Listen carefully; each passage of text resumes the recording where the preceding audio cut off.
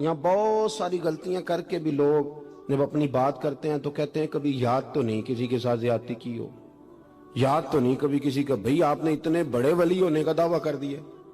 انسان تو انسان رہتا ہے، بڑے بڑے لوگ کہہ گئے کہ یا اللہ اگر انجانے میں بھی بھول گئے ہیں تو ہم سے درگزر فرما، لیکن جب ہم تیار ہی نہیں ماننے کو، ہم ڈٹے ہوئے لوگ ہیں۔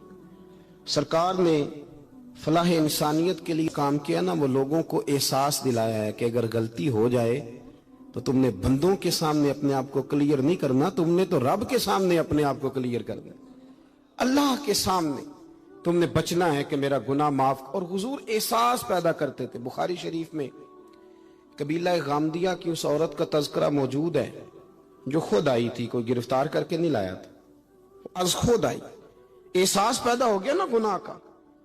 حضرت انس بن مالک کہتے ہیں وہ خاتون آئی، کوئی پکڑ کے نہیں لایا، کسی 14 دنوں کے ریمانڈ پہ نہیں اسے منوایا گیا، اسے وہ خود بخود آئی، اور کریم محبوب علیہ السلام کے سامنے جب وہ کھڑی ہوئی تو اتنے درد سے میں نے کم لوگ روتے دیکھے ہیں جس درد سے وہ روئی۔ عرض کرنے لگی حضور میں غلطی کر بیٹھی ہوں، مجھ سے زنا ہو گیا، مجھے پاک کر دے۔ تو محبوب کریم علیہ السلام نے فرمایا تو کیسے ثابت کرے گی تو نے گناہ کیا؟ یعنی مجرم کو ثابت کرنا پڑ رہا ہے کہ میں گناہ گار۔ یہ وہ کمال ہے کہ انسانوں کو احساس ہونے لگے کہ یہاں ہم غلط ہیں۔ جب اعتراف جرم ہوتا ہے، جب بیماری کی تشخیص ہوتی ہے تو پھر اس کا علاج بھی ہو جاتا ہے۔ حضرت انس بن مالک کہتے ہیں وہ عرض کرنے لگی حضور میرے پیٹ میں ناجائز بچہ ہے۔ حضور نے فرمایا جا جب بچہ پیدا ہو تو پھر آنا۔ وہ 8 ماہ کے بعد آئی تو اس کی گود میں پھول سا بچہ تھا۔ حضور نے فرمایا واپس جا، جب روٹی کھانے لگ جائے تو پھر آنا۔ وہ 2 سال 2.25 سال دودھ پلاتی رہی، پھر جب آئی تو بچے کے ہاتھ میں روٹی کا ٹکڑا تھا۔ کریم محبوب صلی اللہ تعالی علیہ وسلم سے آ کے جب اس نے بات کی تو وہ درد سے روئی، کہنے لگی یا رسول اللہ 3 سال ہونے کو ہیں، میں نے گناہ کیا ہے، میں ساری رات سو نہیں پاتی۔ حضور تڑپتی اگر اس حال میں مر گئی تو اپنے رب کو کیا منہ دکھاؤں، مجھے پاک کر دے، میرے حال پہ رحم فرمائے۔ محبوب کریم صلی اللہ علیہ وسلم نے بچہ ایک صحابی کو دیا، فرمایا بچوں کی طرح پالنا، اور کہا اسے لے جاؤ، پتھر مار مار کے اسے سنسار کر دو۔ صحابہ کہتے ہیں اسے پتھر لگ رہے تھے اور حضور بے چینی کے ساتھ ٹہل رہے تھے۔ آ کے خبر دی حضور وہ تو وصال کر گئی، انتقال ہو گیا۔ فرمایا یہاں تک تو بات اس کی تھی۔ حضرت انس بن مالک کہتے اب محبوب کریم نے صحابیات سے فرمایا اسے غسل دو، کفن پہناؤ، جنازہ تیار ہو جائے تو مجھے خبر کرنا۔ حضرت انس بن مالک کہتے ہیں غسل ہوا، کفن ہوا، جنازہ تیار ہوا تو حیران ہم تب ہوئے جب میرے محبوب نے فرمایا صفیں بناؤ میں خود جنازہ پڑھاؤں گا، میں خود جنازہ پڑھاؤں گا۔ اور سرکار نے جنازہ پڑھایا تو ایک شخص کی زبان سے نکلا حضور اس ملعون کا معاذ اللہ جنازہ جس نے ناجائز بچہ جنا، اس کے لیے آپ دعا کر رہے ہیں، جنازہ پڑھا۔ حضور فرمانے لگے خاموش ہو جاؤ، تم نے گناہ دیکھا ہے اس کا احساس نہیں دیکھا، تم نے غلطی دیکھی ہے لیکن اس کی توبہ کا انداز نہیں دیکھا۔ اور صاحب کنز العمال نے یہ لفظ نقل کیے ہیں کہ کریم محبوب فرمانے لگے اس نے تو ایسی شاندار توبہ کی ہے کہ اگر میں اپنی ساری امت میں بانٹ دوں تو اللہ سب کی مغفرت فرما دے گا۔ احساس جب پیدا ہو جاتا ہے نا اپنے دل کے اندر کہ یہاں میں غلط ہوں، ان العبد اذا اعترف ثم تاب تاب اللہ علیہ، او کما قال نبی صلی اللہ علیہ وسلم، رواہ مشکات۔ حضور نے فرمایا جب کوئی بندہ کہتا ہے نا اللہ میں بھول گیا تھا اور پھر وہ توبہ کرتا ہے تو رب اس کی توبہ کو فوراً ہی قبول فرما لیتا ہے۔ پہلی بات یہ کہ عقائد کو مضبوط رکھیں۔ فلاح کے لیے سب سے ضروری یہ ہے کہ آپ کا کوئی نظریہ تو، یہ کیا بات ہوئی کہ رسیوں سے ڈرنا، ہر چوتھے آدمی کو کالا جادو ہو گیا، ہر پانچواں آدمی آ کے کہتا ہے، اور بڑا کام چل رہا ہے عاملوں کا، انہوں نے تو اپنے بورڈ پہ وہ بیماریاں لکھوا دی ہیں جو ابھی پیدا بھی نہیں ہوئی، ان کا بھی وہ علاج کراتے ہیں۔ خدا کا خوف کریں، اتنا تو نہیں جادو آسان کے سبھی کو ہو گیا ہے۔ ہمارا سب سے پہلا بھروسہ اپنے رب کی ذات پہ، اپنی زندگی کے اندر پہلے سب سے مضبوط نظریات۔ یار ابھی تک لوگ یہ کہہ رہے ہیں کہ بلی رستہ کاٹ جائے تو کام نہیں چلتا، لو بلی نے بھی تو سڑک سے گزرنا ہی ہے نا، وہ کدھر جائے گی بیچاری؟ یعنی ابھی تک لوگ کہتے ہیں کہ وہ سویرے میں نے خواب دیکھ لیا تو پتہ نہیں اب کیا بنے گا. بھائی آپ عجیب آدمی. وہ جی رات میں نے ڈراؤنا خواب دیکھا ہے, پیر صاحب کیا کریں؟ تو میں کہتا ہوں ڈرونی باتیں نہ سوچا کرو. آپ اگر دن میں کار چلائیں گے تو رات کو خواب میں بھی کار ہی آئے گی. یہ بالکل پکی بات ہے. لوگ پوچھتے ہیں کہ بزرگان دین کو, صوفیہ کرام کو, اولیاء عظام کو سرکار کی زیارت کیوں ہوتی تھی؟ تو میں نے کہا بڑی سادی سی بات ہے, جو سارا دن مصطفیٰ کے گیت گائے گا تو خواب میں بھی تو رسول پاک کی باتیں کرے گا نا. اس میں بعید کیا ہے؟ جو آدمی سارا دن کرتا ہے وہی خواب میں رات کو دیکھ لیتا ہے. پہلی بات اپنے عقائد. اور دوسری بات یہ کہ ہمارے ہاں نا آہستہ آہستہ غلطی تسلیم نہ کرنے کا رواج بڑا عروج پکڑ رہا ہے. احساس جب پیدا ہوتا ہے, احساس, پھر اس کے اندر توانائی آتی ہے. پھر انسان اپنے لیے نہیں دوسروں کے لیے جینے میں بھی خوشی محسوس کرتا ہے. پھر وہ محسوس کرتا ہے کہ میں کوئی ایسا درخت نہیں کہ جس کی نہ شاخیں ہوں نہ پتے ہوں. پھر وہ کہتا ہے میں درخت ہوں پر شجرے سایہ دار ہوں. کوئی آئے گا تو پھل بھی کھائے گا, کوئی آئے گا تو چھاؤں میں بھی بیٹھے گا, کوئی آئے گا تو اسے خیر بھی نصیب ہوگا. طبقات ابن سعد میں ایک بڑی خوبصورت روایت ہے. حضرت عائشہ صدیقہ رضی اللہ تعالیٰ عنہ فرمانے لگیں کہ ایک دن نا نبی کریم صلی اللہ علیہ وسلم گھر میں تشریف فرما تھے اور طبیعت مبارک بڑی اشاش بشاش تھی. جب کبھی عذاب کی آیات آتی تھی تو غم امت میں پریشان ہو جاتے تھے, اور کبھی رحمت کی آیات آتی تو پھر حضور کا چہرہ پہلے سے بھی زیادہ روشن نظر آتا. پھر اللہ کی رحمت کے حوالے سے اور زیادہ خوشبوئیں دنیا میں پھیل جاتی. فرماتی آج بڑے حشاش بشاش تھے تو مجھے فرمانے لگے عائشہ تیرے ساتھ ایک بات کروں؟ میں نے کہا حضور میرے تو نصیب جاگ گئے, ضرور کریں. تو حضور فرمانے لگے تم کبھی مجھ سے بڑی راضی ہوتی اور کبھی کبھی نہ کسی اور اہلیہ کے پاس زیادہ وقت گزاروں تو دل میں بات بھی رکھ لیتی ہو. حضرت عائشہ کہتی ہے میں نے فوراً عرض کی حضور میری ماں مجھے روئے, میں اور آپ سے ناراض ہوں گی؟ تو فرمایا چل سن تو لینا پہلے. یہ احساس کی شدت, اس کو ملاحظہ فرمائی. میں سن تو صحیح. یا رسول اللہ صلی اللہ علیہ وسلم حکم فرمائے. تو محبوب کریم صلی اللہ علیہ وسلم فرمانے لگے عائشہ تم کبھی کبھی قسم اٹھاتی ہو, اور جب تمہارے دل میں میرے بارے میں کوئی بات ہونا تو پتہ کس طرح قسم اٹھاتی ہو. تم کہتی ہو مجھے حضرت ابراہیم علیہ السلام کے رب کی قسم ہو, اور جب مجھ سے راضی ہوتی ہو تو پھر کہتی ہو مجھے محمد عربی کے رب کی قسم ہو صلی اللہ علیہ وسلم. حضرت عائشہ صدیقہ کہتی ہیں سرکار نے بات کی تو میں آنکھوں سے رو رہی تھی اور لبوں سے ہنس رہی تھی, اور میں عرض کر رہی تھی یا رسول اللہ آپ اتنا زیادہ خیال فرماتے, جملوں کا خیال, احساس کہ کوئی کیا سوچتا ہے کیا کہتا ہے. ہمارے اندر تیزی سے وہ چیز, گھروں کے اندر پوری جنگ لگ جاتی ہے, اماں جی کی اور بیگم صاحبہ کی پوری جنگ, اور دونوں نے جیتنا ہے. اس کے اندر اب پتہ نہیں بیچارہ ہارے گا کون, ان دونوں کو جیتنا ہے. مساجد میں جنگ لگ جاتی ہے. میں تھوڑے دن پہلے میں نے دوستوں سے کہا تھا, میں نے کہا یہ جو مسجد کا صدر بناتے ہو نا اس کا نام صدر نہ رکھو, کوئی اور رکھ لو. اس لیے کہ صدر تو سب سے بڑا آئینی عہدہ ہے, تو جب آپ صدر ہی کہہ دیتے ہیں پر اس بیچارے کا دل کرتا ہے کبھی اسمبلیاں ٹوٹنی بھی چاہیے, کوئی تبدیلی بھی ہونی چاہیے. آپ درجہ ہی بڑا اونچا دے دیتے تو پریشان ہو جاتا ہے, اندر رٹا بن جاتا ہے. ہمارے ہاں عہدوں کی جنگ ہے, لڑائی ہے. مسئلہ صرف یہ ہے کہ احساس نہیں. اگر احساس ہونے لگے پھر شوق بیدار ہوتا ہے, پھر انسان کسی کو کچھ دے کے راضی ہوتا ہے, پھر اس کا. حضرت حذیفہ بن یمان رضی اللہ تعالیٰ عنہ فرماتے ہیں, یہ حدیث امام غزالی لائے اور اپنی سند کے ساتھ لائے. حضرت حذیفہ بن یمان رضی اللہ تعالیٰ عنہ فرماتے ہیں میں نبی پاک صلی اللہ علیہ وسلم کے ساتھ ایک سفر میں تھا, گرمی بڑی شدید تھی. ایک جگہ پہ باغ نظر آیا تو تھوڑا سا سستانے کے لیے سرکار اس باغ کو برکت دینے کے لیے تشریف فرما ہوئے, تو سامنے کنواں بھی نظر آیا. تو تبا مبارک چاہی کہ غسل ہی نہ کر لیا جائے. کہتے ہیں حضور سید عالم علیہ السلام کنویں کے قریب چلے گئے غسل فرمانے کے لیے, تو کپڑوں سمیت سرکار غسل فرما رہے تھے. پھر بھی مجھے فرمایا کہ ذرا چادر تان کے نہیں کھڑے ہو جاتے.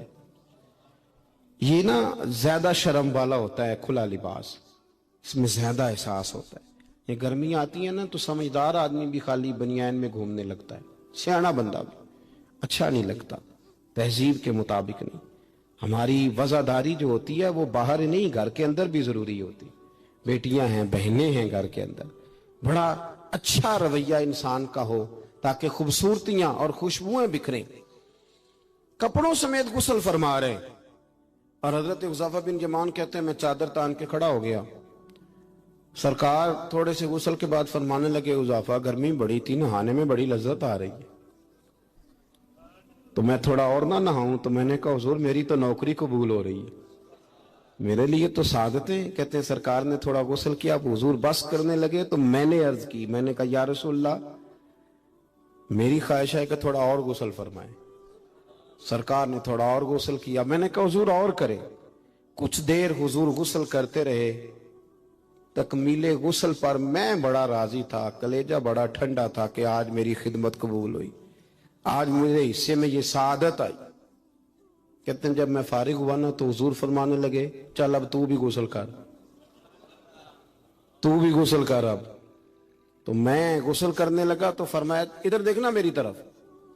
یہ ہمارے ہاں نا کچھ لوگ بن کے بیٹھ گئے اور انہوں نے سمجھا کہ شاید چونکہ میں لیڈر ہوں, شاید میں سربراہ ہوں اور باقیوں پر لاگو ہے کہ میری گاڑی کے پیچھے دوڑے اور میرے نعرے لگائیں. دیکھو جب انسان انسانوں کے اندر احساس پیدا کرنے کی طرف دیکھے گا تو سب سے پہلے میرے محبوب کی زندگی سے درس حاصل کرے گا.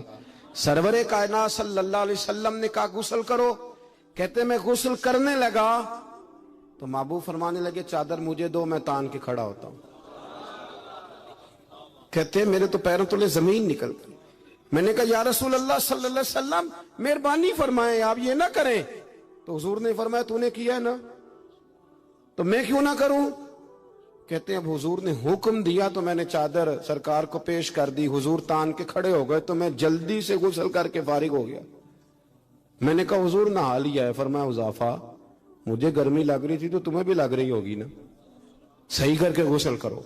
کہتے ہیں میں غسل کر چکا, یارو ذرا اس کی لذت تو محسوس کر لو. کوئی حرج نہیں یار, اگر کوئی کام ہمیں کبھی اپنے ہاتھ سے کرنا پڑ جائے کوئی مسئلہ نہیں. اگر آسمانوں پہ چلو گے تو زمین والوں سے پیار نہیں بڑھے گا, اور اگر زمین والوں کے بیچ رہو گے پیار کرو گے تو محبتیں بڑھیں گی. حضرت حذیفہ بن یمان کہتے ہیں کہ میں پھر تھوڑی دیر غسل کے بعد عرض کی حضور کر لیا غسل. تو کہتے ہیں اب سرکار نے میری طرف غور سے دیکھ کر فرمایا حذیفہ دو حرفی بات ہے, جتنی دیر میں نے غسل کیا تم بھی اتنی دیر ہی کرو گے, اور کرو گے تو بات ختم ہوگی ورنہ یہ بات ختم نہیں ہوگی. حضرت حذیفہ بن یمان فرماتے ہیں میں نہا بھی رہا تھا اور مدینے والے رسول پہ درود و سلام بھی پیش کر رہا تھا. دیکھو اگر یہ شدت آئے نا, دیکھیں میں اکثر دوستوں سے کہا کرتا ہوں کہ میرے جیسے آدمی کو نا بن جاتی ہے عادت سٹیج پہ بیٹھنے کی. آپ یقین کریں بن گئی ہے, مثال نہیں دے رہا, صحیح کہہ رہا ہوں. اب کئی دفعہ ایسے ہوتا ہے کہ بہت ساری محافل میں نا چاہیے نا بندہ پیچھے بیٹھ جائے, لیکن وہ ایسی جو نجی جو اساتذہ کی ہیں, جو بزرگوں کی ہیں, جن میں بڑے بیٹھے, ان میں بھی کئی دفعہ شک ہونے لگتا ہے کہ آگے ہی جانا ہے, حالانکہ نہیں جانا. اور کئی ایسے چودھری صاحب, پیر صاحب, صوفی صاحب ہوتے ہیں جو گردن اٹھا اٹھا کے نقیب محفل کو دکھاتے ہیں کہ میں آ گیا ہوں, کر لے اعلان کسی طریقے سے. پھر آپ تنگ ہوتے ہیں. پھر دیکھیں نا اس محفل کا بھلا مہمان خصوصی میں تو نہیں, اس میں محفل کے تو مہمان خصوصی وہ ہیں جنہوں نے یہاں جھاڑو دیا ہے, جنہوں نے لوگوں کو دعوت دی ہے, اور جو بیٹھ کے دائیں بائیں دیکھ کے بڑے راضی ہو رہے ہیں دل ہی دل میں کہ دیکھا ہماری محفل کتنی کامیاب ہوئی. ذوق پیدا ہو رہا ہے, شوق پیدا ہو رہا ہے. ہم اگر احساس کرنے لگیں, تھوڑا سا بیچ رہنے لگیں لوگوں کے, حسن پیدا ہوگا, پیار بڑھے گا, بھائی کے ساتھ رشتہ مضبوط ہوگا, دوستوں کے ساتھ تعلق مضبوط ہوگا. یہ جو ملازم چھوڑ کے چلا جاتا ہے نا, اس کو 5,000 زیادہ ملتا ہے تو نکل جاتا ہے, اس کی وجہ یہ تھی کہ آپ کا اس کے ساتھ رشتہ مضبوط نہیں تھا. اگر تعلق مضبوط ہو جائے, مولا علی شیر خدا, مولا کائنات حضرت مولا علی شیر خدا کرم اللہ تعالی وجہ الکریم کا خادم کہتا ہے مجھے ایک دن فرمانے لگے, یعنی خادم کو, غلام کو فرمانے لگے یار کپڑے تیرے بھی پرانے ہو گئے ہیں تو میرے بھی ہو گئے, چل خریداری کرنے نہ چلیں. کہتے مجھے لے گئے بازار اور 2 جوڑے حضرت علی نے خریدے, ایک خاصا مہنگا تھا ایک سستا تھا. میں سمجھ گیا کہ مہنگا آقا کا ہے اور سستا غلام کا ہے. کہتے ہیں وہ تھیلے میں ڈالے, اٹھانے میں نے تھے, میں نے وہ اٹھائے اور میں چلنے لگا. کہتے ہیں جب وہ چوک آیا نا جہاں سے مولا کائنات شیر خدا کرم اللہ تعالی وجہہ الکریم نے اپنے حجرہ نور میں جانا تھا اور میں نے اپنے گھر میں جانا تھا، تو حضرت مولا علی شیر خدا فرمانے لگے لا بھی بیٹا میرے والا سوٹ مجھے دے دے. تو بالکل طے شدہ بات تھی. میں نے وہ مہنگا جوڑا نکالا اور حضرت علی کی طرف بڑھایا تو حضرت علی فرمانے لگے یہ تو نہیں میرا تو وہ دوسرا ہے. تو وہ شخص کہتا ہے میں نے ایک فلسفہ بیان کیا، میں نے ایک علت بیان کی، ایک لاجک بیان کی. میں نے کہا حضور یہ آپ رکھیں اور یہ جو سستا ہے یہ میں رکھتا ہوں. فرمایا وجہ؟ کہنے لگا حضور وجہ بڑی سادی سی ہے، ایک پورا فلسفہ اس کے پیچھے، اور فلسفہ یہ ہے کہ آپ آقا ہیں اور میں غلام ہوں، تو آقا مہنگا پہنے اور غلام سستا پہنے. تو حضرت علی وہ والے عالم ہیں جن کو علم بھی مدینے والے رسول نے عطا فرمایا ہے. تو آپ حکم بھی کر سکتے تھے کہ نہیں تو لا میں نے وہی پہننا ہے، حکم بھی کر سکتے تھے، لیکن اس نے دلیل دی تھی نا، تو پہلے اس کی دلیل کو توڑنا ضروری تھا. حضرت علی کہنے لگے فلسفہ ہی تو نے بیان کرنا ہے تو اپنے والا نہ کر، تو میرے والا کر. اس نے کہا حضور کیا مانا؟ آپ فرمانے لگے تو کہہ رہا ہے کہ مہنگا جوڑا میں پہنوں گا اور سستا جو ہے وہ تو پہنے گا. فرمانے لگے تو نے یہ دلیل بیان کی ہے کہ میں آقا ہوں تو غلام ہے، تو فرمایا تو میرے والی علت لینا. حضور وہ کیا؟ آپ فرمانے لگے تو پہن مہنگا اور میں پہنتا ہوں سستا. دلیل یہ ہے کہ تو جوان ہے اور میں بوڑھا ہوں، تو جوانوں کو پہننے چاہیے مہنگے کپڑے، بوڑھوں کا تو سستوں سے بھی گزارا ہو جاتا ہے.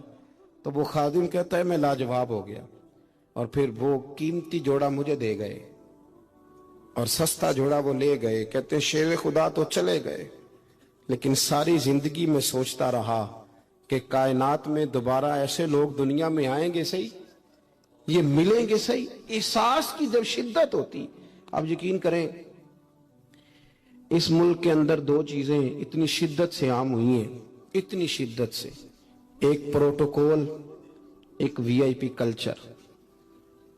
ان دونوں چیزوں نے بہت سارے لوگوں کو پیچھے کر دیا. اب تو بہت سارے غریب ایسے ہیں جو بیچارے قریب ہی نہیں آتے، وہ کہتے ہیں نہیں میرے والا کام ہی نہیں. وہ پیچھے، وہ شہرت سے بچنے والا پیچھے پیچھے رہتا ہے.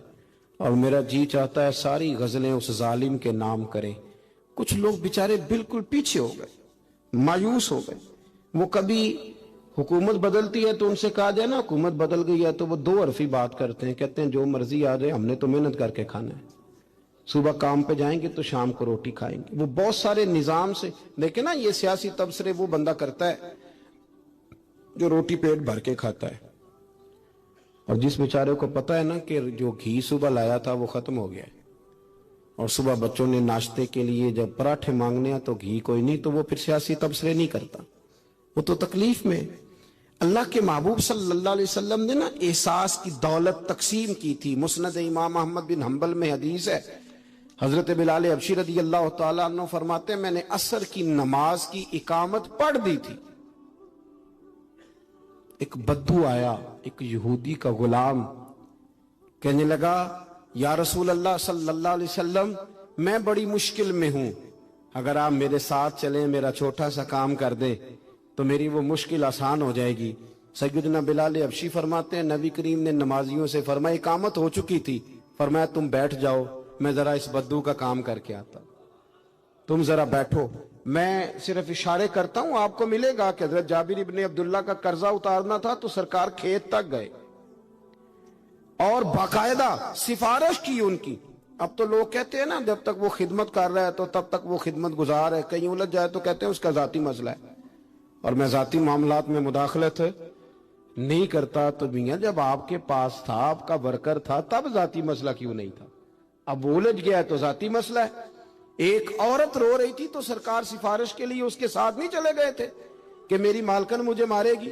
آپ کتب حدیث، کتب سیرت کو پڑھیں. یہی وجہ تھی کہ حضور کے غلاموں میں وہ درد آیا، بڑے زور شور سے آیا. امیر المومنین سیدنا فاروق اعظم رضی اللہ تعالیٰ، اس شخص کا آپ جاہ و جلال دیکھیں نا تو کسرا کا بادشاہ کہتا ہے عمر ملنا ہے، تو عمر فرماتے ہیں میرے پاس وقت نہیں، میں نہیں ملتا، مجھے کیا ضرورت ہے کسی کی، یہ جاہ و جلال ہے. اور انسانیت کی خدمت کا جذبہ کیا ہے؟ چہرے پہ نقاب اوڑھ کے رات کو گھوم رہے ہیں، सामने एक खैमा नजर आ गया। सैयदना फारूक आजम करीब गए तो एक आदमी खैमे में है और बड़ी परेशानी में है, अंदर से निकलता है फिर अंदर जाता है। फरमाया खैरियत है? कहने लगा बड़ी दूर से आया हूं, अमीरुल मोमिनीन से मिलना था, रात हो गई यहीं, मेरी बीवी कि हाँ विलादत होनी और वक्त करीब आ गया, वो तकलीफ में, तो यहीं खैमा लगा के मैंने बिठा लिया है। तो गुलाम आप कौन है? तो हज़रत उमर कहने लगे तो मुझे छोड़ में अभी आया। घर गए हज़रत उमर, तवज्जो है मेरी बात पर, बस समेटने लगा हूं। घर गए और खातून ने अव्वल से कहा, मलका से कहा, अपनी अहलिया से फरमाया, फरमाने लगे कोई नेकी कमाने का इरादा है? वो कहने लगी बड़ा इरादा है। तो कहने लगे फिर बच्चे की विलादत के लिए जिन चीजों की हाजत होती है वो साथ ले लो। मैं आपको उस शख्स की बात बता रहा हूं जो 24 लाख मुरब्बा मील का हुक्मरान है, जिसके नारे से लोग कांप जाते हैं, लेकिन वो उसूल अपनी जगह पे और इंसानों का प्यार अपनी जगह पे। हजरत उमर ने अपनी अहलिया को साथ लिया, उन्होंने कहा कुछ चने ले ले, कुछ जो है वो घी ले ले, कुछ सिरका ले ले, और आप ये सारी चीजें डाल के तो पकाएं। हजरत फारूक आजम रदी अल्लाह ताला अन्हु ने चूल्हा जलाया। वो शख्स कहता है जब उमर फूंके मारते थे ना आग में तो मैं उनकी दाढ़ी से धुआं निकलते देखता था। हजरत उमर ने चूल्हा जलाया, ऊपर खाना रखा, वो जो कहा था वो आपकी अहलिया अंदर चली गई खातून के पास। वो शख्स कहता मैंने 2-3 दफा हजरत उमर को काम बताया तो मैंने समझा कोई गुलाम है, अमीरुल मोमिनीन ने ड्यूटी लगाई है कि रात को मुसाफिरों का ख्याल रखना। तो मैं उन्हें कहता गुलाम इधर आ पानी लेके आ, तो उमर दौड़े जाते, वो ड्यूटी करते रहे। जब बच्चे की विलादत हो गई तो अंदर से जनाब उमर की अहलिया बोली, कहने लगी अमीरुल मोमिनीन मुबारक हो, अल्लाह ने आपके दोस्त को बेटा दिया है। वो शख्स कहता है मेरे हाथ में प्याला था, धड़ाम से गिरा, मैंने तो उमर का जलाल सुना हुआ। मैंने कहा आप अमीरुल मोमिनीन हैं, आप उमर हैं, आप क्या ख्याल है आपका, लोग बातों से बड़े होते हैं। किरदार इंसान को बड़ा करता है, किरदार उसे जिंदा रखता है, किरदार उसे जीने का ढब और हौसला देता है। हजरत फारूक आजम से कहने लगे आप उमर हैं? जनाब फारूक आजम कहने लगे हाँ मैं उमर हूं, तुम्हें जरूरत की सारी चीजें मैंने दे दी हैं, बाकी सुबह आना और जिस काम तुम आए हो वो भी किया जाएगा। उसने पैर पकड़ लिए, अमीरुल मोमिनीन मुझसे गलती हो गई। फरमाया उठ मेरे सीने से लग, तुझसे गलती नहीं हुई, तेरी वजह से अल्लाह ने मुझे नेकी कमाने की तौफीक अता कर दी है। अपनी जिंदगी में 3-4 चीजों का खास ख्याल करें, अकायद मजबूत रखें। हमारे अंदर को आ जाती है ना कमजोरियां, इंसान है, उनको दूर करने के लिए एहसास पैदा करें। तीसरी बात यह कि एक दूसरे का देखिए ना, अगर मेरा नालायक बच्चा नहीं पढ़ता तो सारे पैसे उस पर खर्च करने की क्या जरूरत है। मेरी बहन का बच्चा जो लायक है तो उस पर क्यों ना पैसे खर्च कर दिए जाएं, एक लायक आदमी तैयार कर लिया जाए। एहसास पैदा करेंगे, थोड़ा थोड़ा आगे बढ़ेंगे तो आप देखेंगे माशरे के अंदर किस तेजी के साथ लोगों के मसाइल में कमी आती है और खैर तकसीम होती है। तो याद रखिएगा कि एक तो ये लोग ज़हनों से खेलते हैं, फिर हमारे यहाँ आपको पता है बाबाओं का भी दौर है, उनके पास लोग तावीज लेने जाते हैं, दम कराने जाते हैं। चाहिए ये था कि वो ज़हनों को पुख्ता करते, वो कहते हैं कि तेनू तो किसे कुछ कीता है। अब कोई ना कोई मुखालिफ तो होता ही है तो बंदा फौरन सोचने लग जाता है। अल्लाह ताला ने कुरान मजीद में इरशाद फरमाया है कि हल जज़ाउल एहसानी इल्लल एहसान। फरमाया क्या है एहसान का बदला सिवाय एहसान के। नेकी का बदला सिर्फ नेकी है। दुनिया में जो लोग खैर के काम करेंगे तो अल्लाह ताला उन्हें दुनिया में भी खैर अता फरमाएगा और क़यामत में भी खैर ही अता फरमाएगा। और जो लोग दुनिया के अंदर शर करेंगे उन्हें क़यामत में तो उसकी सज़ा मिलेगी ही, कुछ नज़ारे उसके वो दुनिया में भी देखेंगे। इरशाद फरमाया दूसरे मकाम पर कि वमन यअमल मिस्काल ज़र्रतिन खैरन यरा, अगर कोई ज़र्रे के बराबर खैर करेगा तो उसे देखेगा, उसे वो दिखाई जाएगी। और वमन यअमल मिस्काल ज़र्रतिन शर्रन यरा, अगर एक ज़र्रे के बराबर शर करेगा तो उसे भी देखेगा। दुनिया के अंदर कुछ सज़ाएं اور کچھ ہمارے حالات کی خرابی کا سبب ہمارے اعمال ہوتے ہیں۔ قرآن مجید نے کہا کہ وما اصابکم من مصیبت فبما کسبت ایدیکم ویعفو عن کثیر، فرمایا جو تمہیں مصیبت پہنچتی ہے تو تمہارے ہاتھوں کے کرتوتوں کے سبب، کسب کے سبب پہنچتی ہے، ویعفو عن کثیر، بہت ساری چیزیں تو ہم ویسے ہی معاف فرما دیا کرتے ہیں۔ زندگی دنیا میں رہتے ہوئے بھی انسان کو کچھ سبق دیتی ہے۔ اگر آپ فصل زمین میں بوئیں تو چاول کا بیج بوئیں گے تو وہاں چاول اگے گا، گندم نہیں اگے گی۔ اور اگر آپ کاشت گندم کریں گے تو گندم ہی وہاں سے اگے گی، وہاں سے چاول اگ سکتا نہیں۔ یہ نہیں ہو سکتا کہ آپ زندگی میں لوگوں کو تکلیفیں دیں اور خود آپ آرام سے سو جائیں، یہ ہو نہیں سکتا، یہ ممکن نہیں۔ دو جملوں میں میرے نبی پاک صلی اللہ علیہ وسلم نے ہمیں بات سمجھا دی ہے۔ اللہ کے رسول صلی اللہ علیہ وسلم نے فرمایا کہ تم اللہ کے بندوں پہ رحم کرو، اللہ تمہارے اوپر رحم فرمائے گا۔ لیکن بندوں کے بارے میں بندوں کا رویہ سخت ہو، اس کا لہجہ رب کریم کے بندوں کے بارے میں تلخ ہو، اس کے دل میں رحم کے، کرم کے میٹھے جذبات ہی نہ سرے سے ہوں، اور وہ کہے کہ میرے بارے میں نرمی کی جائے، تو یہ ہو نہیں سکتا، یہ ممکن نہیں ہے۔ ہم کیا کرتے ہیں؟ ہم اپنے تھوڑی دیر کے سکون کے لیے بہت سارے لوگوں کو تکلیف میں مبتلا کرتے ہیں، بلکہ بعض لوگ تو ایسے ہیں جو دوسروں کو مصیبت میں دیکھ کر خوش ہوتے ہیں، ان کو کل بھی راحت نصیب ہوتی ہے، کسی شخص کو مشکل میں دیکھتے ہیں، پریشانی میں دیکھتے ہیں تو بڑا انہیں سکون میسر آتا ہے، اور میں نے دیکھا ہے کہ بغلیں بجاتے ہیں، اور وہ باقاعدہ دلائل دیکھے ہیں، دیکھا نا ہمارے ساتھ ایسے کرتا تھا تو آج اس کا کیا حال ہو گیا ہے، باقاعدہ لوگ یہ کام کرتے ہیں۔ وہ ہمارے درویشوں نے اپنے رنگ میں بھی ہمیں بڑے مسئلے سمجھائے ہیں، پر اللہ کرے ہماری سمجھ میں بات آئے۔ اللہ کے بندوں نے نا سادی کر کے باتیں، سادی کر کے اور نرم کر کے اور ہمارے مزاج اور طبیعت کے مطابق ہمارے ذہنوں میں اتارنے کی کوشش کی ہے، اگر ہماری سمجھ میں آئے۔ دیکھیں نا درویش کیا کہتے ہیں، کہتے ہیں دشمن مرے تو خوشی نہ کریے۔ دلیل کیا ہے کہ سجنا بھی تو مر جانا ہے نا، یہاں تو یہ کہے نا کہ دشمن مر گیا تو دوست نہیں مرے گا۔ تو کس طرح سادہ کر کے اور عام فہم کر کے اور ذہن کے قریب جا کے بات سمجھاتے ہیں، کہتے ہیں کس بات کا چاؤ کر رہے تو، دشمن مرے خوشی نہ کریے، وہ پائیا سجنا بھی مر جانا ہے، دیگر تے دن آیا محمد اوڑک نو ڈوب جانا ہے۔ یہ تو کس چکر میں تو پڑا ہوا ہے؟ ترمذی شریف حضرت واصلہ بن اسکے رضی اللہ تعالیٰ عنہ حدیث کے راوی ہیں، یہ حدیث ضرور یاد رکھیے گا۔ میرے نبی پاک صلی اللہ تعالیٰ علیہ وسلم نے فرمایا اپنے بھائی کو مصیبت میں دیکھ کے خوشی کا اظہار نہ کرو، اسے تکلیف میں دیکھ کر کبھی خوشی کا اظہار نہ کرو، ورنہ حضور فرماتے ہیں اللہ اس پر رحم کر دے گا اور تمہیں اس مصیبت میں مبتلا کر دے گا۔ کبھی بھی دشمن مرے تو کدے خوشی نہ کریے، کیونکہ سجنا بھی تو مر جانا ہے۔ کبھی اپنے بھائی کو مصیبت میں دیکھ کر، آپ یقین کریں کہ میں نے دیکھا ہے کہ بھابھی کا خاندان کسی تکلیف میں آ گیا ہے تو وہ بجائے اس کے کہ ان کے لیے دعا ہوتی، لیکن شریکہ چل رہا ہے نا، تو تبصرے ہوتے ہیں کہ میں نے تو پہلے ہی کہا تھا یہ لوگ ٹھیک نہیں۔ یہ بامروت، با اخلاق اور وفادار لوگوں کا یہ رویہ ہی نہیں ہوتا۔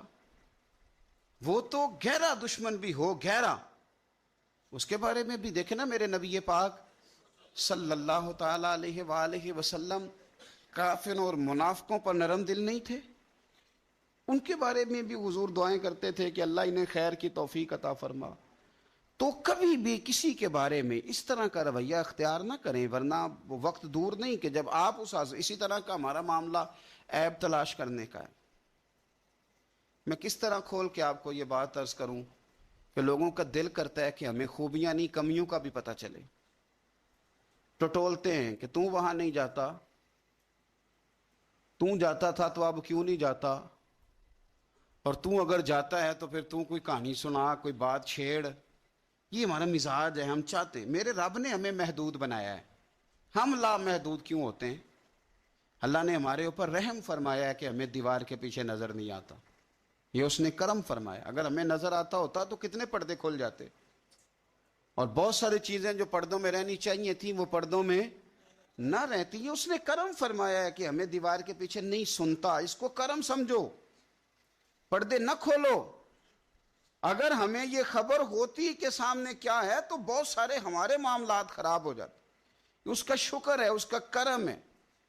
یہی بہتر ہے کہ پردوں میں وہ پردہ پوش رہے، اور وہ اگر پردے اٹھا دے تو کسے ہوش رہے.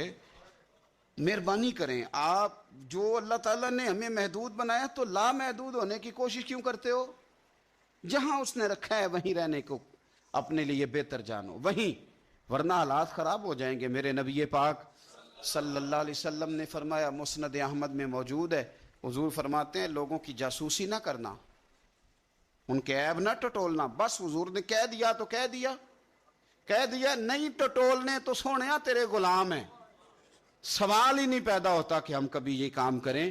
حضور نے فرمایا کسی کے عیب نہ ٹٹولنا. اگر تم نے کسی کے عیب ٹٹول کے اسے رسوا کرنے کی کوشش کی تو فرمایا تم اگر 7 پردوں کے اندر بھی بیٹھے ہوئے تو وہاں بھی اللہ تمہیں رسوا کر دے گا. یہ نہ سمجھنا کہ میں چھپ گیا ہوں تو بچ جاؤں گا، اللہ تمہیں وہاں بھی رسوا. تو کچھ جرموں کی دنیا میں ہم دیکھتے ہیں، اور اس کا سادہ ترجمہ یہ ہے کہ جیسا کرو گے پھر ویسا بھرو گے. یہ ہوتا ہے، آپ اس سے بچ نہیں سکتے. اور اس وقت بندہ بڑا سمارٹ ہوتا ہے، وہ اپنے آپ کو بڑا تیز سمجھتا ہے، وہ کہتا ہے میں نے پتہ پھینکا تھا تو میرا پتہ چل گیا ہے، دیکھا نا پھر. اور کئی دفعہ میں نے دیکھا ہے شریف آدمی مجبور ہوتا ہے، وہ کیا کر سکتا ہے؟ شریف جو ہوا، شر اور شریف ان کا مقابلہ نہیں ہوتا. ایک چیز ہے اشارہ، تو شریف اس کا مقابلہ کیسے کرے گا؟ بلکہ شریف آدمی تو کئی دفعہ ویسے ہی بچتا ہے، کہتا ہے یار مطلب کسی طریقے جان چھڑائیں، یہ شر ہے اور میں باوضو رہنے والا آدمی ہوں، میں گند میں کیسے ہاتھ ڈالوں گا. وہ بچتا ہے تو لوگ سمجھتے ہیں ڈرپوک ہے، حالانکہ ڈرپوک اور ہوتا ہے اور شریف اور ہوتا ہے. تو شرافت کو لوگ بزدلی جانتے ہیں.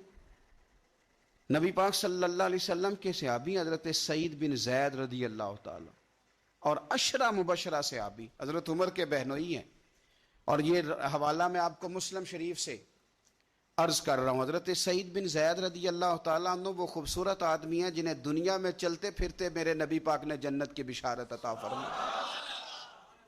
بندے کا قد کاٹ دیکھیں کہ جنتی بندہ، یعنی اتنا اعتماد حضور نے کیا کہ فرمایا اس کے بعد والے آخری دم تک کے اعمال پر بھی میں جانتا ہوں یہ جنتیوں والے کام کرے گا. اتنا بڑا آدمی. لیکن ایک عورت نے آ کے جھگڑا شروع کر دیا، اروا اس عورت کا نام تھا.